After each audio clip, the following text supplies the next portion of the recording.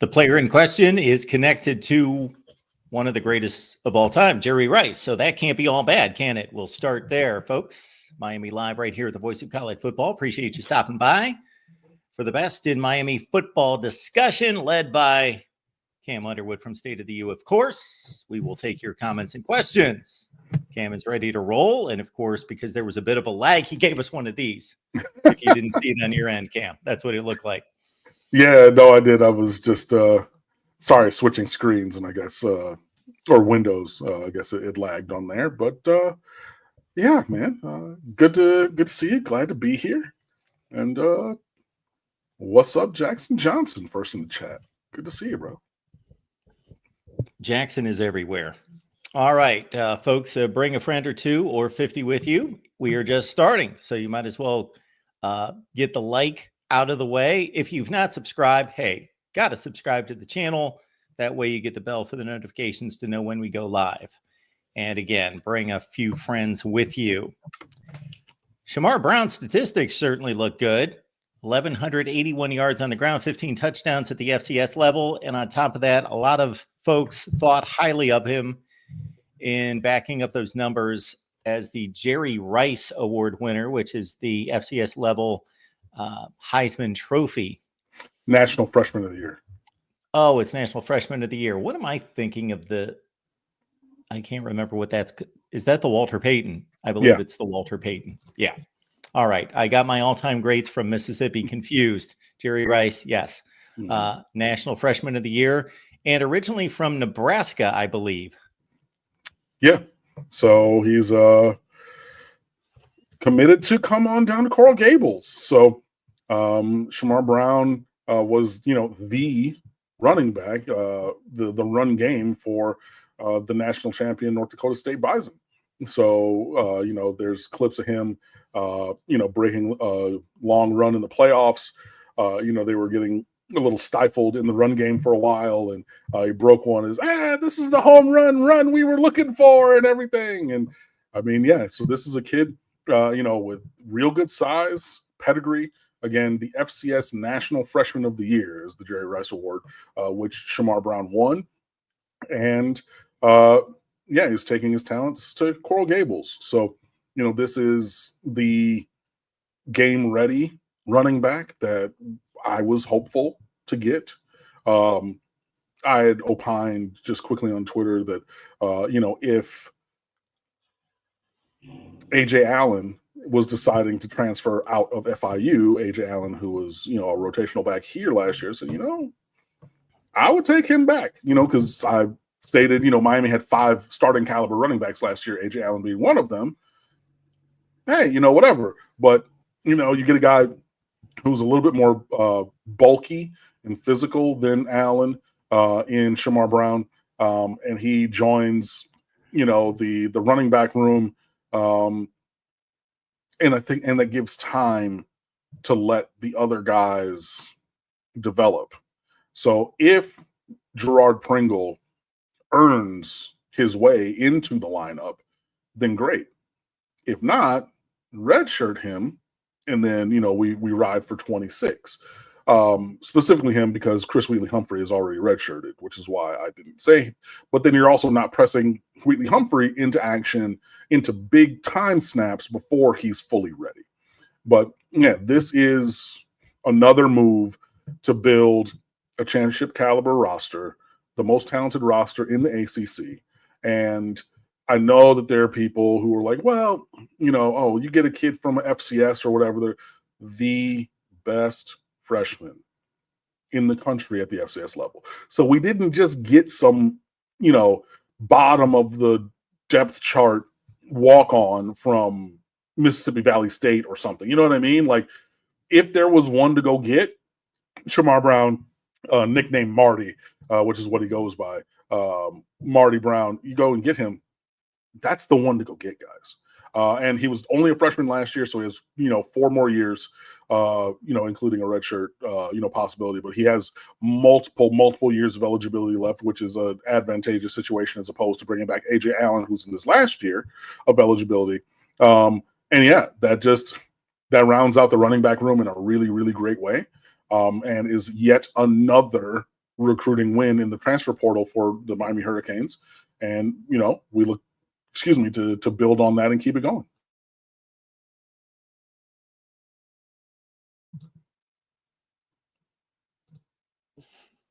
Let me try that again. Last season, Ohio State, Penn State, Notre Dame come to mind as having amazing running back duos. The duo from Penn State coming back this year, Nick Singleton and Katron Allen. I thought Miami was right there in that group as well with Damen Martinez and Mark Fletcher. So Fletcher's back. Is he the number one guy and nobody else gets many carries except to give him a blow? No, we're going to rotate. Like Jordan Lyle even worked his way into the lineup last year, had like 400 yards rushing and everything as a true freshman.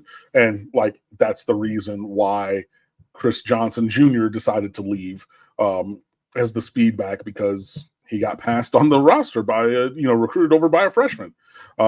These things happen. So you got Lyle back, who's going to play. You got Fletcher, you got Brown. Those are 3 starting running backs firmly right there. I think that Gerard Pringle he's a starter, but probably not this year. And then Wheatley Humphrey, I think could be a solid rotation guy. But I think at the top of the running back room, you have a trio of starting running backs, on the roster, and that's going to really be advantageous. And you were just a little thin in number at the running back position before getting Marty Brown. Now you're really able to withstand an injury because you have 2 more physical backs, 2.5 or 3 more, speedy, shifty home run kind of guys. So no matter who would get injured, you have another player of that ilk who can step up, or that archetype, if you will, who can step up into the rotation. And just having 5 backs that you trust, I think, is just a better situation, as opposed to only having 4, which I know is a good number, but you're only 1 snap away from it being 3, and that's a little light, especially for a team. And I know even with all the records that Cam Ward set, Miami was still like a 55% run team, I want to say, last year, or 54 to 46 run versus pass. So the numbers are there where, it was more towards 50-50 because Cam Ward's excellence. So even without Cam Ward, but a very good quarterback in Carson Beck, I could see a couple more carries going the running back's way with the offensive line, a little bit more ball control, because you're not hitting home runs or going for home run, passes as much. So you're going to need the bodies to be able to withstand that. And with Marty Brown, I think that Miami is in position to do just that. And if you have certain aspirations as a program, you are no longer looking at a 12-game regular season with 1 postseason game. You may play as many as 16. You may play as many as 17 football games. Right. And, when you have that many games, you're going to need guys. We saw it with all the games lost to injury last year. Damari Brown, Jadis Richard, who I have no idea if he's even going to be back for this year because he got injured way at the bitter end of the year. Ruben Bain getting injured on the second play of the year and never being the same after that. Jalen Rivers missing 5 games, early on in the year because he got injured at Florida as well. Like, we can talk about pretty much every position except for quarterback, and they were affected by injury. So, just having the kind of depth that we need is necessary. Sorry to use the word to define the word there. I took in much of the NFL draft through the lens of Yahoo Sports, and I thought that they did an excellent job. So I kept watching, and they were extremely high on Damen Martinez. They thought that he was a steal. They all loved him across the board. Yeah, I think that Damen Martinez in the 7th round is a steal. It's just, the value proposition at the time that the player is picked. But this is a guy who was first team all conference in the Pac-12 for 2 years. He was honorable mention all conference at Miami. He was the first running back here since 2016 or 17 to run for 1,000 yards. And that was after starting the year, honestly, pretty poorly. Like, for the first 4 or 5 games, maybe half of the season, I, even on here, advocated for Mark Fletcher to be the starter because he was playing better than Martinez. But the last half of the year, Martinez showed why he can like that he can play and he can find a role. So yeah, he was very, I think, underrated. And yeah, great value at the in the seventh round there. So definitely think that he has a chance to make that team. I think that if not, then some other team is going to pick him up.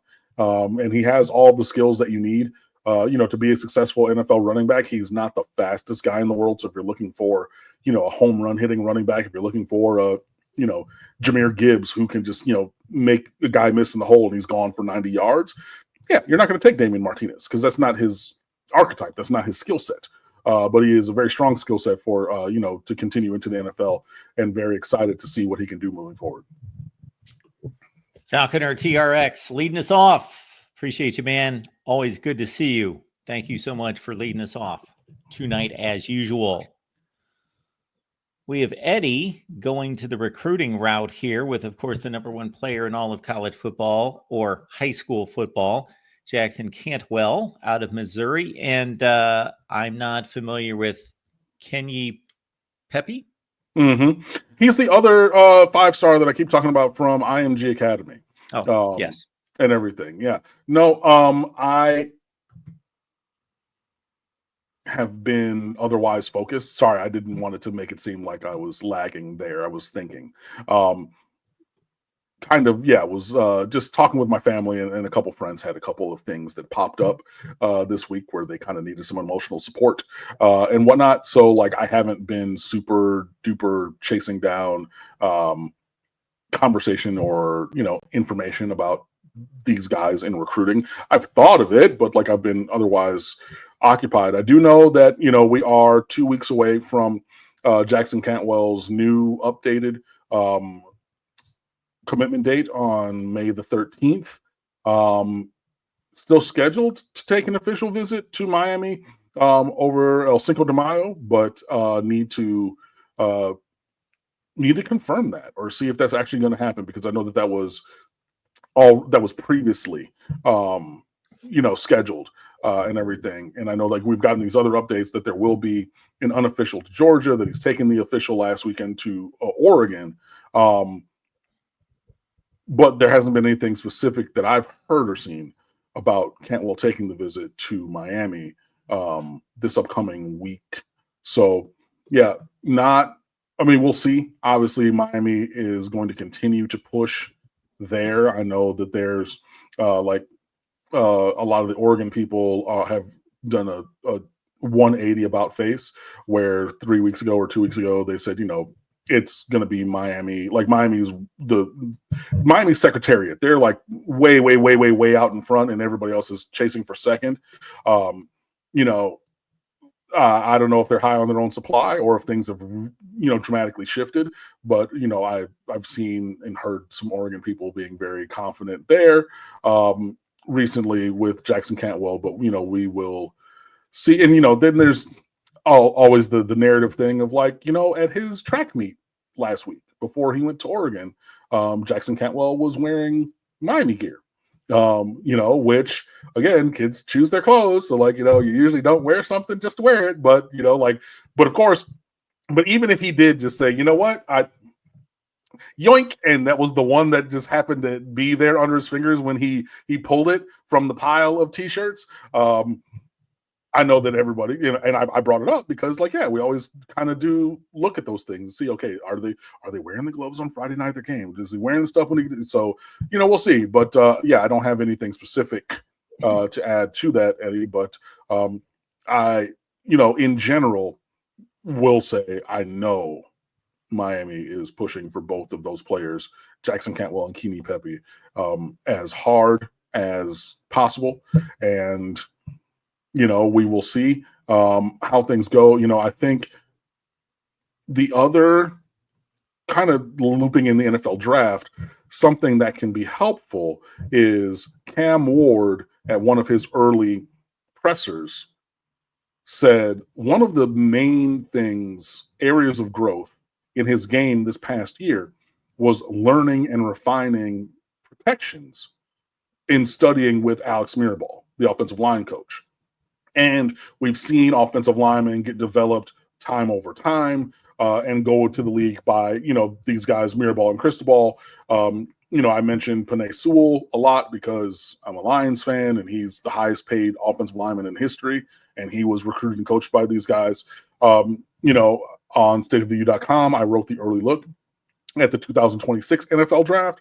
And you have not only, all 5 starting linemen projected could be drafted next year, and I think, Francis Mauigoa in every early mock is a top 5, if not top 10 pick. He has the same kind of profile as a Penei Sewell. Look, you get recruited, you're a high level, you step in, you play, you go to the league.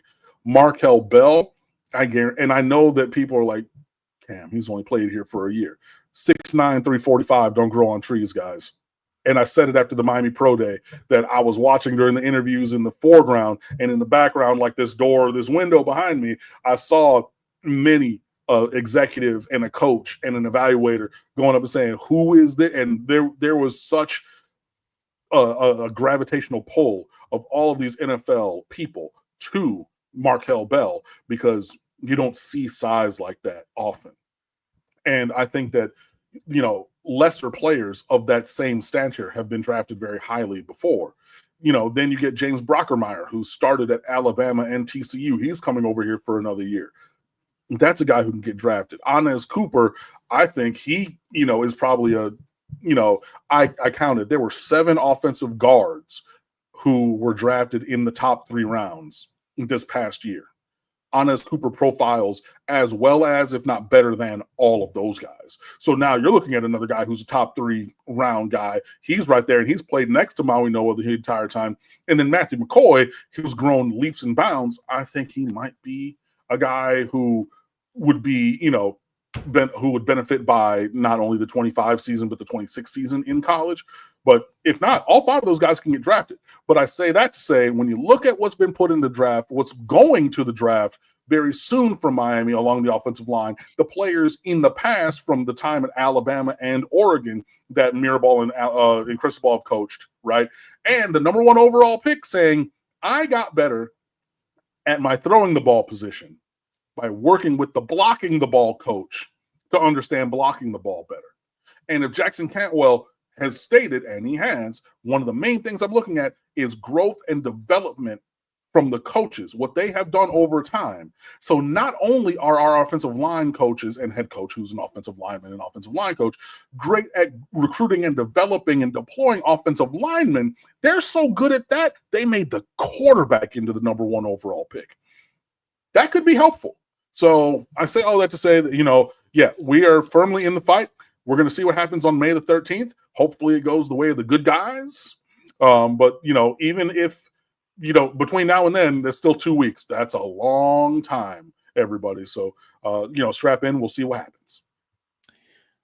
We appreciate your financial contributions here at the Voice of College Football. And just want to remind everyone that if you do not have the financial wherewithal, we just love that you're here. Please hit the like button and subscribe. But if you do, we certainly encourage you, because Cam shows up here each and every week, as I do as well. And we are looking to make this bigger and better here at the Voice of College Football Miami. Hassan, thanks for joining us from Toledo, right down I-75 from Detroit. Used to go down there to the Toledo Zoo and the Children's Museum on field trips when I was a kid. And speaking of which, we thank you so much for the contribution coming in from True Showstopper.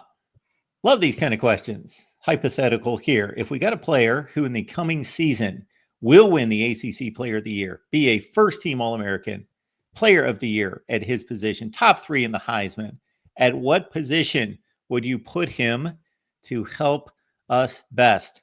That is narrowed down here to D-tackle, linebacker, safety, or wideout. Ooh, good question, Showstopper.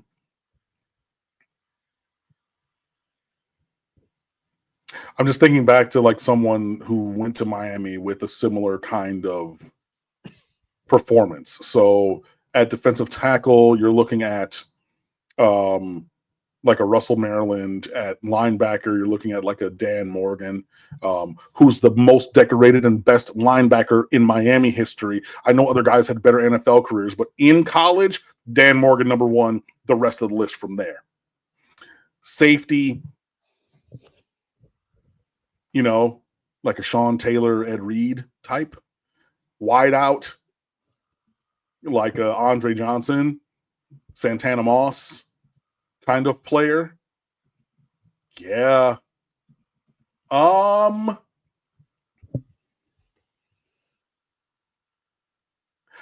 receiver is the vanity pick for me because I think it's easier to see the impact at wide receiver than these other positions.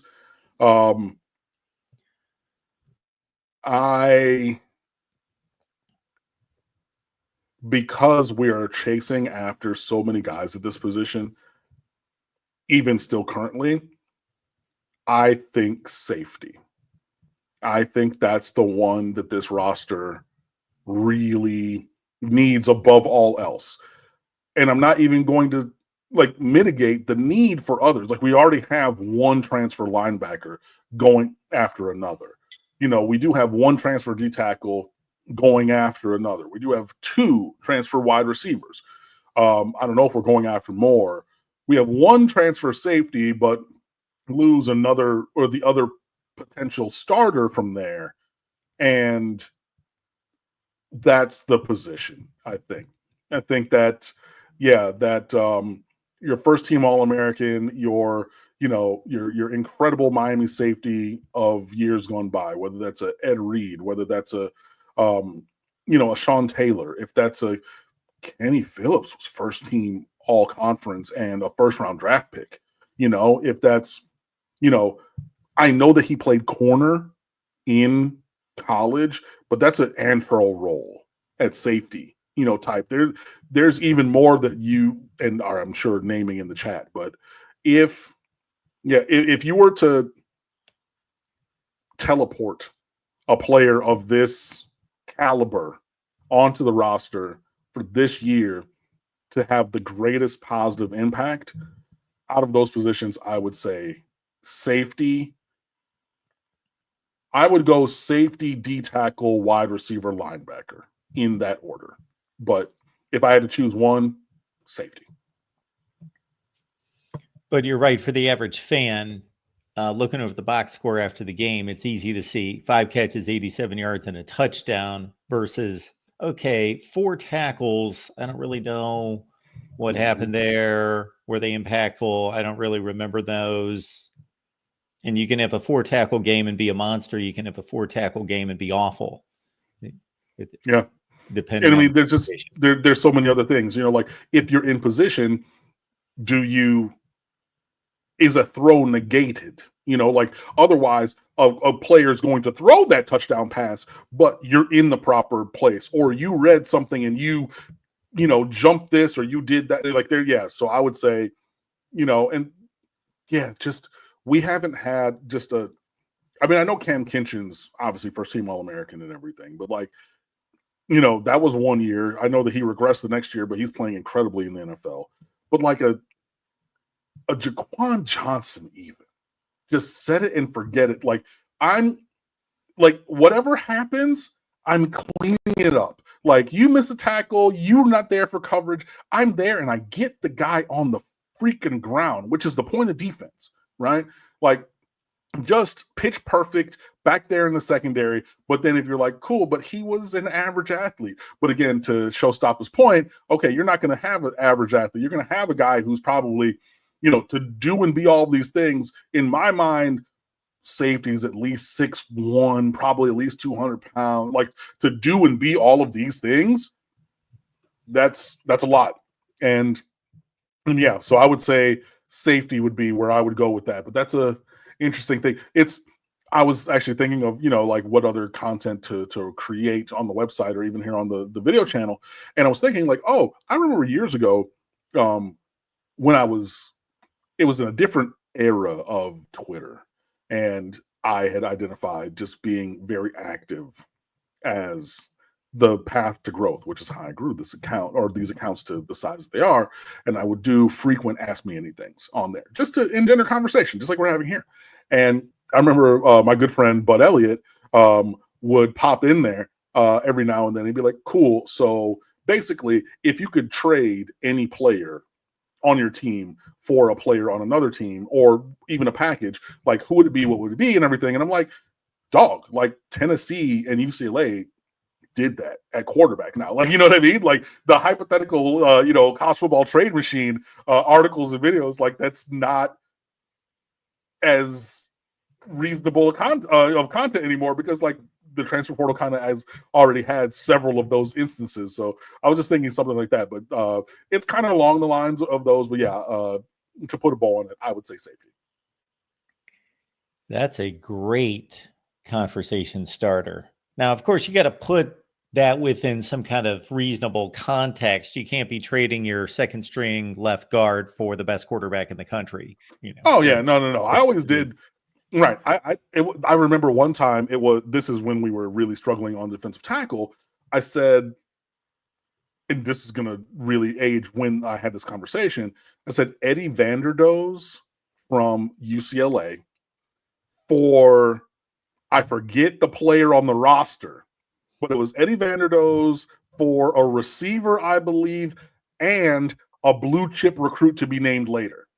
So that was my deal. So like just looking at like, okay, in the next recruiting class, we would get this player, but then we would, so like something like that, basically kind of taking from the NBA, NFL of like future draft picks. I was like, cool. So like, I don't have all of the players right now, but we recruit really well. We have, blue chippers, in every recruiting class. So I'll give you this receiver. We'll tack on a blue chipper to be named later. And I think that value, and I think I put restrictions on like what positions. But then, yeah, you get the current value and the future value for the current value of the player and things like that. So yeah, that was you know what? Maybe I've talked myself back into it. Who knows? So Paolo's got a question here, and then Falconer TRX will get to your super chat because Paolo's probably going the same direction. I was going to frame this question a little bit different. I was going to simply say, if you could forget the trades, just you get to add one player in college football. Who do you add? And then Paolo jumps in with this one because this might be the answer. I don't know. But who would you trade? What would you give up for Jeremiah Smith? I mean, the keys to the kingdom, basically. You can't give away the team, then you don't have a team. Right, and receiver standing out there. That would be, and it is the most dependent position. It is the most dependent position. First of all, the other thing with that is taking into account, like the team on the other side of the trade. I don't know that even going with future blue chippers because like they recruit incredibly well. Like they've been a top 3 recruiting team, so it's like that. I mean, from that standpoint, I think he's almost untouchable. And then if not, then I don't know that there's reasonable. I don't think that there's reasonable value that you're willing to give up because then you're talking about great Markel Bell, Maui Noah, and a couple defensive players. Like I don't know their roster like that, but a Ruben Bain and whichever defensive back you've recruited has the highest potential, plus a 5-star to be named later because they recruit 5 stars and we recruit 5 stars. So maybe actually thinking about it, since it being Ohio State specifically, maybe then you say, okay, Marquise Lightfoot, Justin Scott, one of Maui Noah and Bell, and a blue chipper to be named because we beat them head up for those two. Or, I mean, look, you could just be like, cool, the guys we beat you head up for. So that's Mark Fletcher, who flipped from there, Jordan Lyle. No, I just see. But yeah, you get Fletcher, Lyle, Scott, and Lightfoot in 2 years. And then maybe a Chris Ewald, who took a visit there as well. Like that just, I don't. I don't know that there's a reasonable trade that I would actually do for Miami to get Jeremiah Smith, because even if you're looking at wide receivers, like, have y'all seen the way that Brian Hartline recruits? So like even a Malachi Tony, you're like, yeah, okay, but Jeremiah Smith is 6'2", 225, and Malachi Tony ain't that, and I don't know that there's, because you would not be dealing from surplus. You're taking a starter or two or three off of this roster to get Jeremiah Smith. And even as much as I wanted J4 to stay home, I think that the strength is in the numbers of this roster, more than any one individual guy. But even if I were like, cool, all four of the guys that I think could potentially be first rounders at the ceiling of their potential, like the absolute ceiling off of this roster, like right now, Bell, Maui Noah, Bain, and Carson Beck, you're depleting this roster too much. So Paulo, I don't think that there's a reasonable one that would actually, and like thinking of the other side too, what would entice them to actually make it happen? Because I could say Owen Ruskovich, the walk-on tight end who played well in the spring, and rotation guy, a Chase Smith, Cameron, Bobby Pruitt, Chris Wheatley Humphrey, and like I could say that Ohio State's never taking that. You know what I mean? So you would be really gutting the core of this roster, I think. So I'm not sure that there's a reasonable deal that I would be willing to make that they would be willing to accept. Yeah, just to continue down the same path Cam is taking us, you're dealing with a wrong team, unfortunately. Like if this is a year ago and you're saying we want Travis Hunter because he's the best player in the country. Oh, well, Colorado needs everything. So, yes. So we'll give them X, Y, and Z, our left tackle, and we'll make it worth their while. And they need all that stuff. So we would love to have the best shutdown corner in college football and one of the best wide receivers all in one package. So we'll take Travis Hunter. But here we are, and Ohio State's extremely young, and they may not be able to win a national championship this year. But nobody's going to be surprised if they do win a national championship. They still have a top 3 or 4 team in the country, even with all that youth.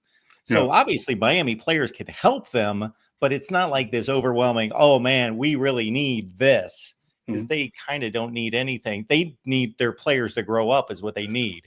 Right. I mean, you got 4 stars and 5 stars who've sat on the bench and now they're ready to step into playing time or looking to step into playing time. Like, it's really, dependent upon the target team. But I mean, to Mark's point, if you would ask me this question about Travis Hunter last year, I'm putting together, I mean, especially before guys transferred out, oh man, I'm giving 2 or 3, linemen who are second or third string at Miami who would start at Colorado on both sides of the ball. You know what I mean? Like we're good on that, like super good for that. But it's dependent upon the team that you're trading with. And because of that, you're really looking at core foundational players on this roster. Like if you were to make that trade, you're not getting back but one, or you're not keeping more than one of your top 5 players on the roster. Whoever you think the top 5 players on the roster are, you're probably not keeping more than one in a possible of those to make this happen. I don't see it. It would be too injurious to Miami to give up all of what would need to be given to get an admittedly incredible generational player at a dependent position who might not be as incredible without the situation being rife for that. Falconer TRX, and I'm going to segue this into a question that I posted here on the channel here in just a second. Falconer TRX with this one. Miami winning the Natty is a plus 3,000 according to Vegas. Should I bet $100? So just to explain to anyone who's not in the betting, no, the $100 would produce the $3,000 if you laid it down, and Miami did in fact win the national championship. Yeah, I mean, sure. Why not? It Those depends if aren't. you got the $100 to Yeah, play. right. If you have Yes. whatever the amount is, If you right? got 77 cents in the bank, I would not Right, want you to be betting right. $100 on anyone. Don't put the rent or mortgage money on this. This is play money, right? If you have the play money for 100, 500, 1,000 even, or what something reasonable, or hey, if you have more money than that, then good luck. But I would say that's a decent bet. It's not a guarantee, and you could likely be just giving away your money, but this is not it's not unreasonable. It's unlikely, and I know everyone's saying, well, we haven't won a national championship in 25 years. True. So that should impact your mentality. But with the best roster in the ACC, and a clear path to the college football playoff, which is where you need to go to win a national championship, whether you're playing in the first round or not. Yeah, I think that's not unreasonable. But this for entertainment purposes only. Do what you feel with your own money. The field is the best bet against anyone. So no Oh one my is a God, great yes. bet to win the national championship. So whoever's number one right now, I'm guessing it's either Texas, Ohio State, maybe Penn State. They're not even a good bet because obviously you're taking a shot is what you're doing. And you're taking a very profitable shot there, Falcon or TRX. So I agree with Cam. It's likely not to happen, but hey, that's a good payoff for $100. Absolutely. And if you can miss the $100 like it's nothing, take a shot. It's a reasonable shot, especially for a team that, to Cam's point, projects as one of the more likely, again, not that the odds are on their side because there is a Clemson out there and a bunch of other teams, but as good of odds to win the conference. And then boom, unless they change things and they're talking about it for 2025, you're in the playoff and you may have a bye after you win the ACC. All things true. So we talked about this last week, and we framed it up as a national championship run or a deep playoff run. I posted this as a national championship by 2030, and this goes to show you that fans are biased, and because this is way too heavy, and I'm not piling on Miami. I would say this about almost anyone, but the yes for a national championship. So you're talking 25 through 30. You've got 6 seasons to get it done. Mm-hmm. Yes at 80%, no at 20%. That's very hopeful.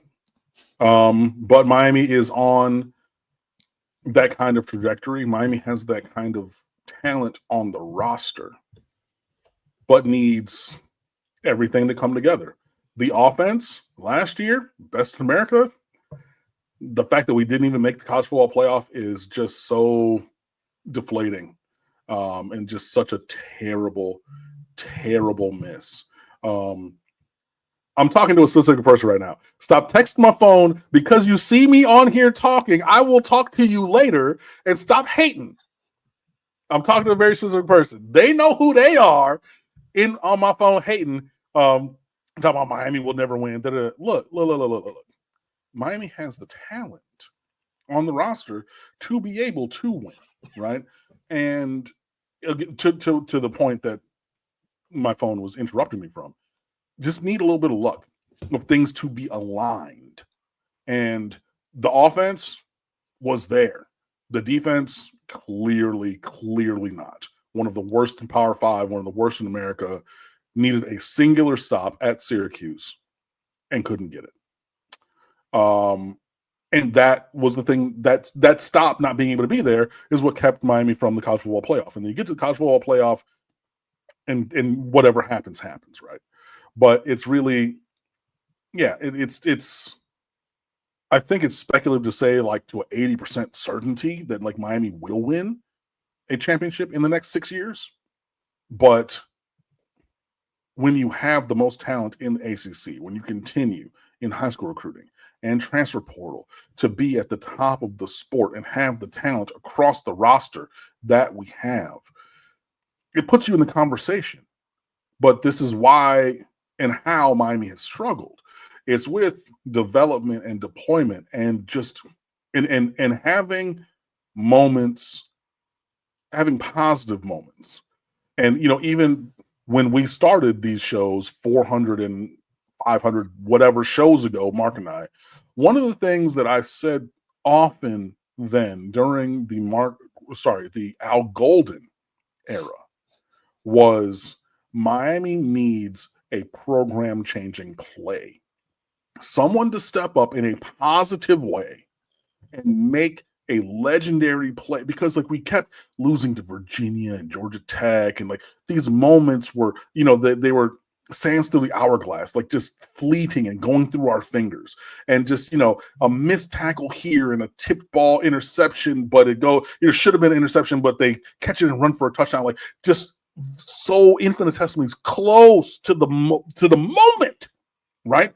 Because we all remember, if I say Sean Taylor FSU, bang, every last one of you say, oh, in the rain, and he did this and he did that. I'm not even saying this and that and the other thing and the thing past that. I've been looking for one of those. And if I were to say in the past decade, if we've had a moment like that, go ahead, Mark. Hard Rock 2017 Notre Dame. Trajan Bandy. Like, yeah. I'm talking right about a player and a specific play, like not even general, but that play. They break out the chain again, true freshman Trajan Bandy. That play, that's the kind of legendary program-changing moment that we're waiting for.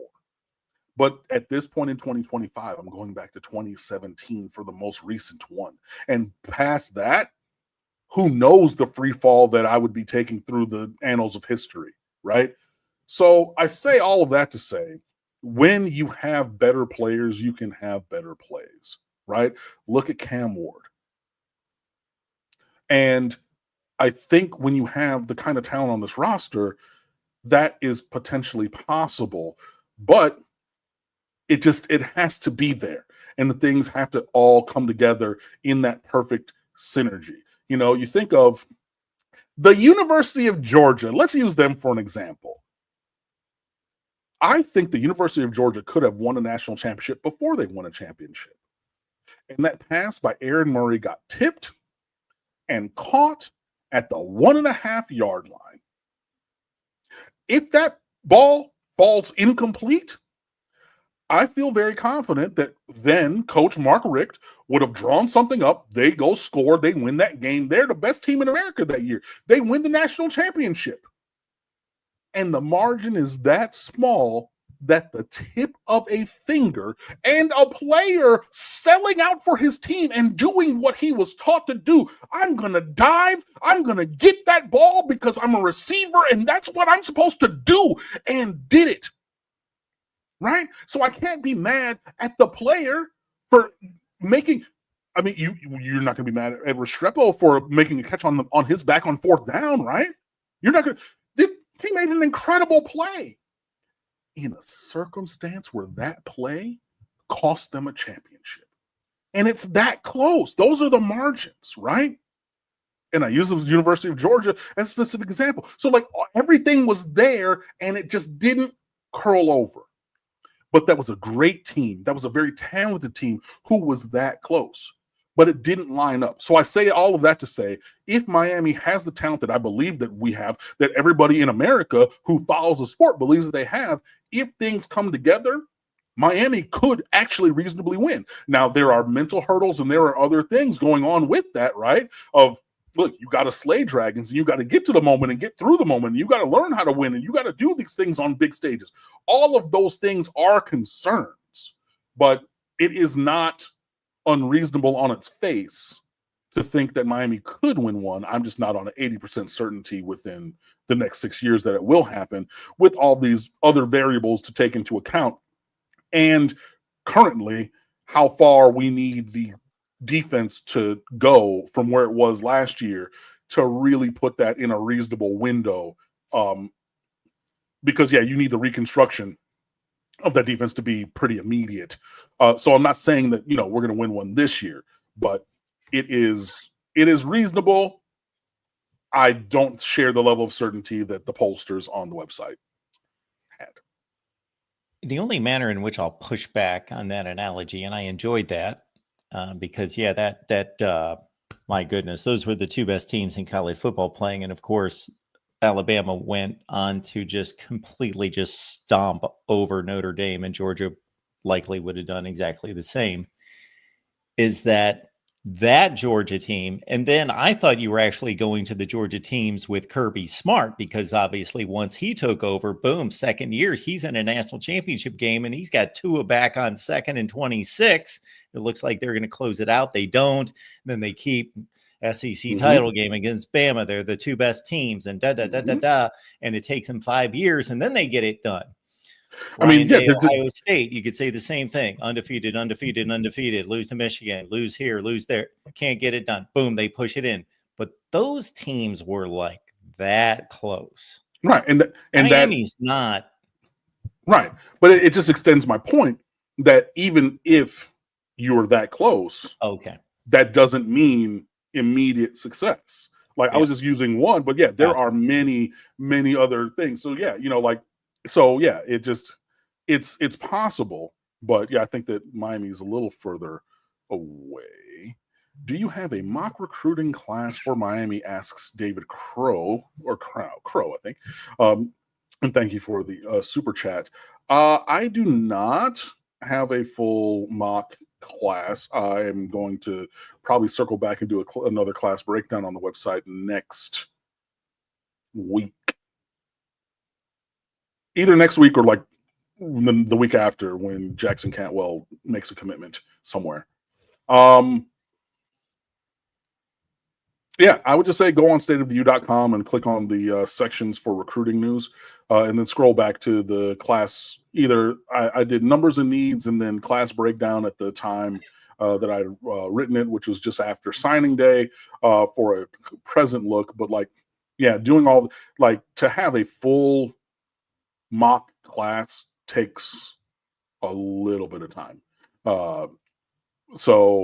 Because then you're like, what's to say, for example, if I go back onto the official visits list, I would have to justify Jace Matthews over Tristan Keys at wide receiver, or Vance Spafford, who I know is committed somewhere else, over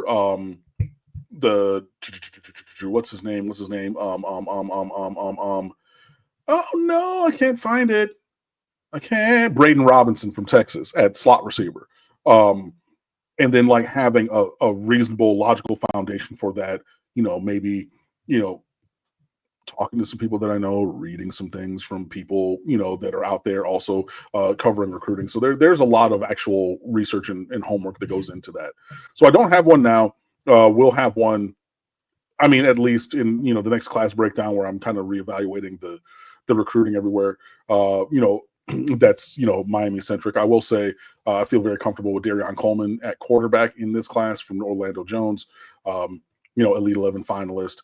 This is a kid who is, he's lively built. He's thin and wiry, but 6'1.5", 180 pounds ish.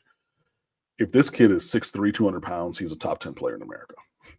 He's incredible. He just doesn't have overwhelming physical, stature. But I feel comfortable there.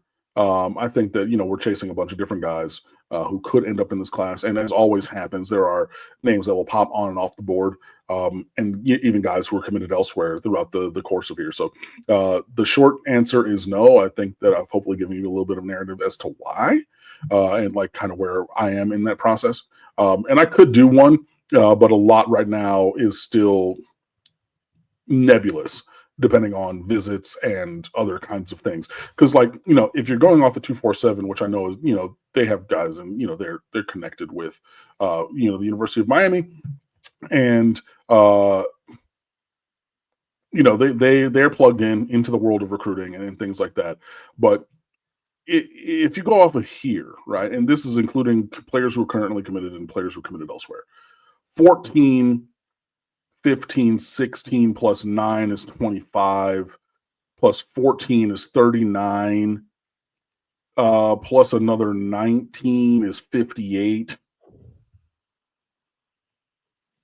Like you're looking at 58 or 60 official visits scheduled right now for a 25, like 22 to 25 person class. You know what I mean? So like, it's just there's a lot going on. So again, no, I do not have one as of right now. It's a great question and everything, but I'm following the landscape holistically. And in, April turning May tomorrow, I think it's a little early for a mock class in general. I would also think it would be a bit clumsy to try to do, because it's not like the NFL draft where it all happens on one weekend and nobody commits. It's just, this is my prediction of how this is going to play out in the first round and beyond, versus players could commit for the 2026 recruiting cycle in 2024. And you get a pretty good estimation that they're going to fulfill their commitment. And then just different guys are committing at different times. So at what point do you say, this is the date that I'm dropping my mock recruiting class? And half the class is already committed, maybe. Mm-hmm. Yeah, but I mean, also that's where the class breakdowns that I write on the website kind of fill in that gap of like, okay, this is what the class is as of the time of writing. Look at the landscape of recruiting, yada, yada, yada. 100 should pay 300,000, or am I wrong? So Falcon or TRX, I know this fairly well, but I am no betting expert. So there's a possibility I could be wrong, but I believe I'm about 98% sure. You can Google that and report back, or I will. But I'm almost right. It does make sense that you would think. I understand what he's saying there. Right, it's not a multiplier though. So your $100 bet would be plus 3,000. So you get your 100 back plus 3,000 for your 100. So then if you wanted 300,000, then you would just add the zeros. But yeah. Sorry, I saw a different. Where to go?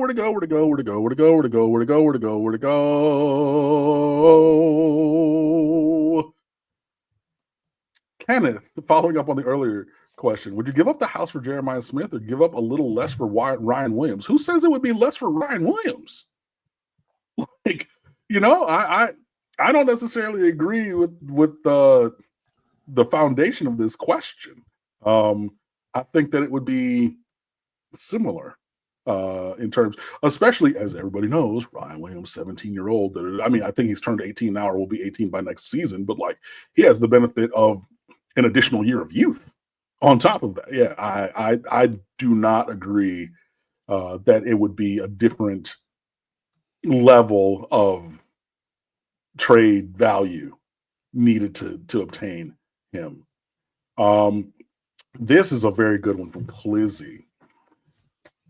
First time I've seen you in the chat, but if you've been here, welcome back. If it's the first time, thanks so much for joining us. What's the point of recruiting high school players? They don't have a chance to play because Morrow is fascinated with the transfer portal. I wholeheartedly disagree. The foundation of a championship winning program is high school recruiting. This has borne itself out to be true time and time and time again, right? You can possibly have a mercenary squad for a year, maybe two, and be successful, a la Florida State, right? Look at what they did. Hey, look at what they did. They bought their team, and then they had 2 years with those guys, with the Jared Verses of the world and everything. Jordan Travis, even their beloved quarterback, he was a transfer 4 years prior, but still. So they had a mercenary squad of a lot of transfers, but mercenaries are there for the money and they're going to go, right? And you are going to need infrastructure there for to continue past that. They had no such thing. You saw that they fell into the depths of despair that I truly enjoy. Miami has had transfers, including the highest, he was third place Heisman, number 1 overall draft pick in Cam Ward. But there's a foundation on this roster of players recruited from high school who are developing and playing. And even if not high school, because I know that people will say something, Markel Bell came from JUCO because of grades and other things, but he was a player who was recruited directly here. So I'm going to just go down the current projected starters on both sides of the ball this year for the ones who Miami recruited out of high school. At quarterback, we do not have one. At running back, Mark, do I get to count both Jordan Lyle and Mark Fletcher or only one? You'd be able to count both. Okay, cool. I just wanted, because I was looking at the starting level, and I know that there'll be rotation. Cool. So we got 2 at wide receiver. At tight end, we have Elijah Lofton, and then Alex Bowman was a transfer. So that's 3 so far, and I'm keeping tabs on paper as I go. Along the offensive line, your left tackle is 1. That's Markel Bell. Your left guard is Matthew McCoy, Markel Bell from JUCO, Matthew McCoy from high school. That's 2. Your center is James Brockermeyer. That's a transfer. Okay, fine. But S.J. Lofatuli will be your center of the future from Las Vegas, Bishop Gorman, the best interior lineman in last year's recruiting class, but interior offensive line and defensive line usually need a mango season before you step in there. That's cool. Anez Cooper, that's 4, your right guard, who's been starting for 2.5 years. He started the last half of his freshman year. Arguably the best recruiting win that we've had at Steele in the past, decade. And then superstar Francis Mauinoa at right tackle. So that is 4 of your starting offensive linemen, your starting tight end, and 2 running backs already right now. We go to wide receiver. I'll say 1. Malachi Tony or Ray Joseph, whichever one, probably 1, with an outside chance of like a Josh Moore or whatever. But we'll just be conservative because I know that we got these transfers at wide receiver as well recently this past week with a couple of guys who are probably going to play, and CJ Daniels as well. So they're going to be in the rotation, but I'll conservatively say 1 there. Cool. So on offense, 4 plus 4 is 8 of your 11 starters are high school players, or JUCO in one case, players that you recruited and are developing here. So 8 out of 11. Pretty good rate, right? Cool. Let's look at defensive end. Ruben Bain, 1, because Akeem Mesidor is a transfer, even though he's been here now for 3 years, which you would love. But okay, cool. At defensive tackle, 1, Justin Scott. You might even count that 1.5 because Ahmad Moten. I know David Blay is going to be up there in the rotation, but so I'm just going to split the difference because of those 3, 1.5. Cool. I think I can get that leeway. Great. Linebacker, probably 2. I could hear the argument if you were to say 1, but likely Raul Aguirre and Wesley Bassett. 2. Cool. We're going to go cornerback first. Cornerback, OJ Frederick, freshman All-American. That's 1. Jamari Brown, if he's healthy, that's 2, right?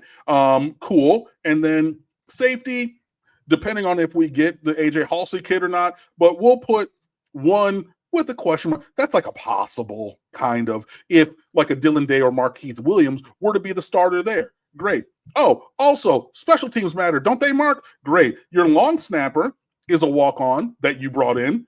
That's 1. Your punter is a Australia or Pro Kick Australia guy who's an All-American. That's 2. And then you get Bert Auburn from Texas as your kicker. Cool. So 2 of your 3 specialists in terms of specialty. If we go to punt return, I don't know if Ray Joseph is going to stay there, but we'll leave him there. On kick return, we'll leave 1 player from the roster and then add Keelan Marion, All-American returner. So out of your, and then so kick returner and kicker. So there's 2 spots there, 2, 3, 4, 5, 6. So 4 out of 6 special teams likely starters. And I'm not going to go over coverage units because that's ridiculous.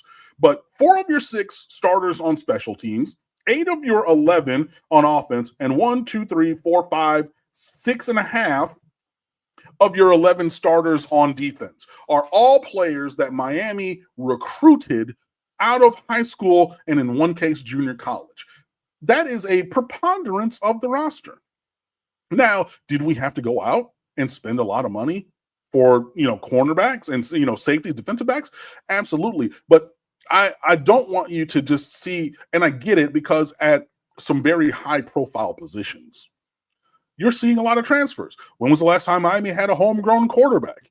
Jakari Brown, terrible. You know, Tyler Van Dyke started well, ended up terrible. Jake Garcia, who was in front of Tyler Van Dyke his true freshman year, then broke his ankle, had potential, has ended up transferring 3 times. I get it when you're looking at quarterback, when you're like focused in that kind of a way, but to say like they don't have a chance to play, and that's just the starting level. I didn't even go into the 2 deep, which is probably even going to have even more guys who were recruited here and developed up as opposed to, you know, just bringing in mercenaries, right? So, and I went through that evaluation to show you there are way more recruited and homegrown guys on this roster and other good rosters than you really think. Go do this same evaluation at Georgia, at Ohio State, at Texas, at Penn State, at Michigan, at Oregon. Go look at all these teams.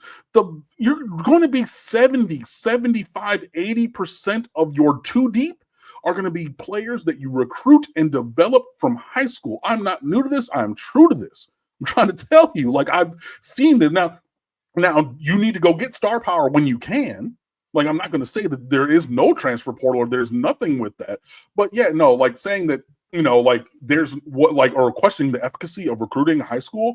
No. Not you. A person or a program can go away from recruiting high schools if they want to, but that then brings in a level of variability into the performance on a year-to-year basis that you do not want to have. If you want to build something, if you want to build a consistently good team, the foundation is high school recruiting. Period, point blank, end of story. It just is. So I hope that conversation was fruitful for you and illuminating. You know, definitely, I know that I've written a bunch of stuff about this on, you know, on stateoftheu.com. Go read the recruiting rules. I know that some of the structures in recruiting have changed since I wrote the recruiting rules, but like, that's how you build a championship roster, and it's through the foundation of high school recruiting. It just is. Like, it just is. Even if you look at Arizona State, a lot of their guys were homegrown there. And then you sprinkle in a Shimon Mateer. You sprinkle in a Cam Scadaboo from Sac State. You sprinkle in a Sam Levitt, a quarterback who elevates everybody around them. But even when you look at, you think Boise State is a mercenary program? You know how long Ashton Genty was there? They tried to be mercenaries. They tried to go get Malachi Nelson, who's dog water, dumpster juice, and didn't even play because their homegrown, recruited, and developed quarterback won that job hands down, fair and square. So yeah, I just think that I hear what you're saying and I respect the opinion or the question.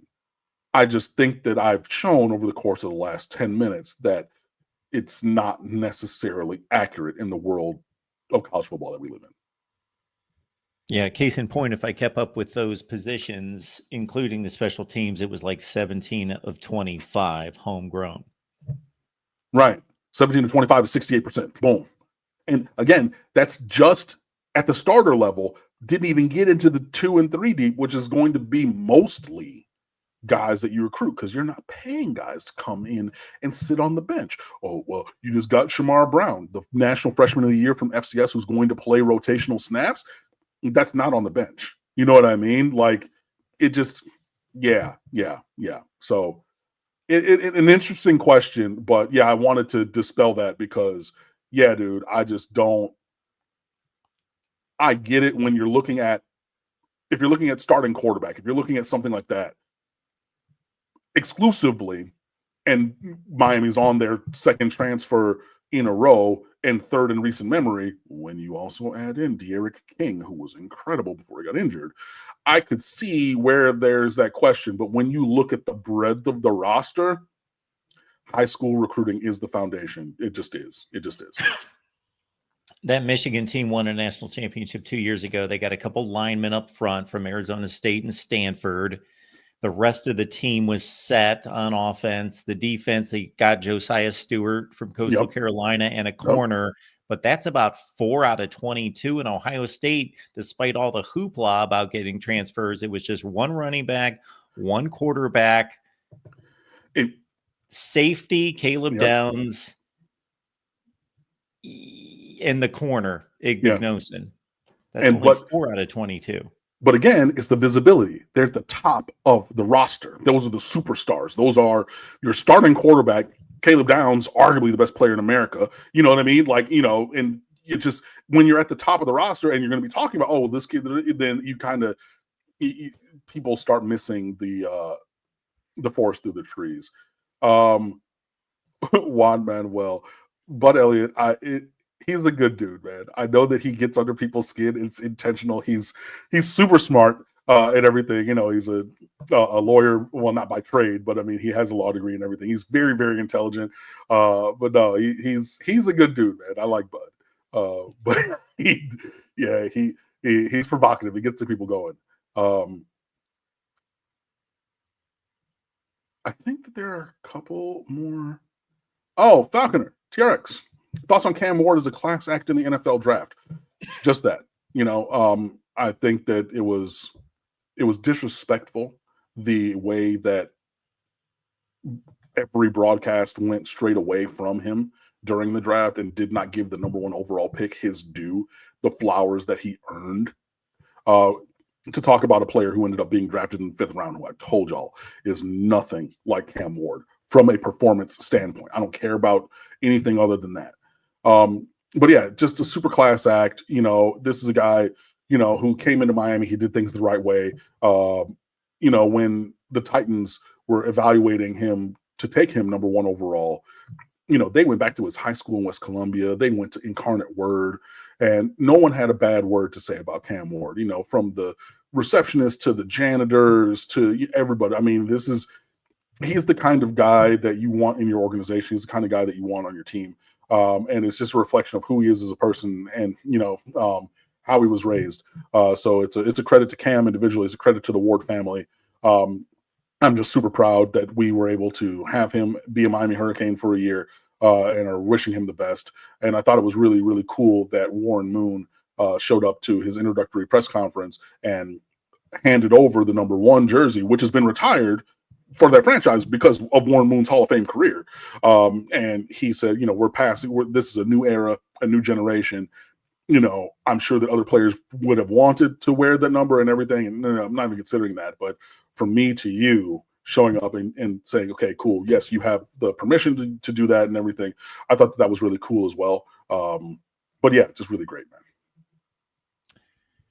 Folks, we appreciate you being here at the Voice of College Football. Keep in mind that if you, in any particular week, cannot catch us live, of course, you can catch the replay. If you catch us 10 or 15 minutes into the show, just rewind and watch what you missed. And also keep in mind, we're on your favorite audio platform as well. Oh, Kenson, I saw you say what's up earlier, man. Cam Ward's a dude who wears black Air Forces. Bruh, come on. Don't do my dog like that, man. Come on, man. But yeah, a great time with you all this evening. I think some really great conversations. Thanks for showing up. Be sure that you like and subscribe, just like Mark said. And in the interim, stateoftheu.com. It's a great website that I've been running for more than a decade now, which is super crazy. But please come on over and fan with us. We're always open. We're always there. The leaders in Miami Hurricanes commentary and analysis. And there's a lot of great things there. Like I told you, I had my look at the 2026 NFL draft from a Miami Hurricanes perspective. Justin DeTavio's series of talent acquisition. It's 3 Ds. Darn, but acquisition, development, and deployment. I can't remember what the first one was, but that series about the ACC is done. There's a new piece of content coming tomorrow on May the 1st from Justin that you are going to need to watch or check out. Craig T. Smith back with the Monday Musings, all of that and more, just a click away. So please come on over and fan with us, like I said. And if you don't, that's your loss. And either way, Mark and I will see you next week Wednesday.